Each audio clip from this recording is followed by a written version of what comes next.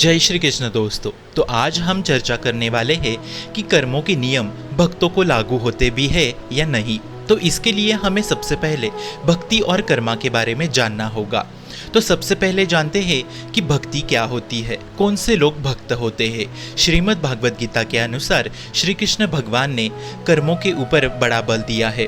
तो अब कर्म क्या है? चौथे अध्याय के अनुसार कर्म का अर्थ है यज्ञ। यज्ञ मतलब भगवान का चिंतन और भगवान की आराधना। और अगर भक्ति कर्म मार्ग की बात करें तो निरंतर चिंतन और आराधना और भगवान का निरंतर स्मरण, यही भक्ति कर्म मार्ग है।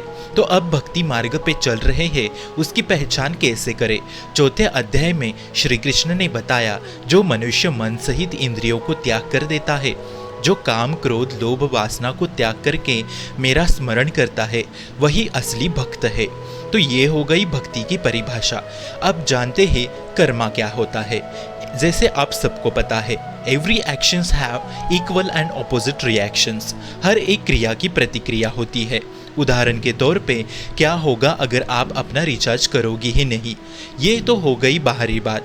अब क्या होगा अगर आप सिर्फ मीठा मीठा मीठा ही खाओगे? मतलब हर क्रिया की प्रतिक्रिया होती है, हर एक कण कण में ये बसी हुई है, आपके शरीर से जुड़ी हुई है, इसका बंधन टूटने वाला नहीं है। क्या मृत्यु के पश्चात भी ये नियम काम करता है? तो इसका उत्तर है हाँ, बिल्कुल। ये कर्मा का नियम मृत्यु के बाद भी काम करता है। जैसी क्रियाएं, जैसे कर्म आप इस जीवन में करोगे, वैसा जन्म प्राप्त करोगे, वैसे माँ बाप, वैसा परिवार प्राप्त करोगे। तो जितने हम कर्म करते हैं उसके फल इस जिंदगी में भुगतने पड़ते हैं, परंतु कुछ फल मिलने बाकी रह जाते हैं। उनकी प्रतिक्रिया आपको आपके अगले जन्म में भुगतना पड़ता है। उदाहरण के तौर पे, चाहे वो अच्छा कर्म हो या बुरा कर्म हो।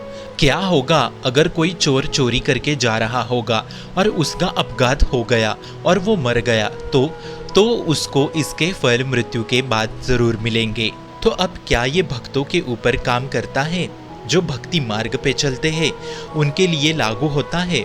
तो इसका उत्तर है नहीं। भक्तों के ऊपर कर्मों का नियम लागू नहीं होता, परंतु वो भक्त होना जरूरी है जिसने इंद्रियों को काबू पे पा लिया और जो निरंतर श्री कृष्ण का स्मरण करते हैं और जिसने मोह, क्रोध को, वासना को और लालसा को त्याग कर दिया, यही भक्त है कृष्ण के अनुसार। और ये नियम कर्मा के इनके ऊपर काम नहीं करते, क्योंकि जो जन्म और मृत्यु से छूटने के लिए यज्ञ करते हैं, भगवान उनका हिसाब किताब पहले ही करके रखते हैं। और जो सब कुछ छोड़ के भगवान का निरंतर स्मरण करता है, उसका तो फल ही मोक्ष है, क्योंकि भगवान श्री कृष्ण योगेश्वर वासुदेव ही स्वयं मोक्ष है। इसीलिए ये कर्मा के नियम भक्तों के ऊपर काम नहीं करते।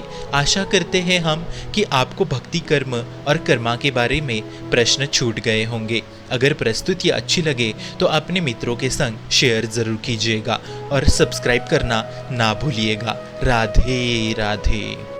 क्वेश्चंस के लिए कमेंट जरूर कीजिए, सपोर्ट के लिए सब्सक्राइब जरूर कीजिए। धन्यवाद।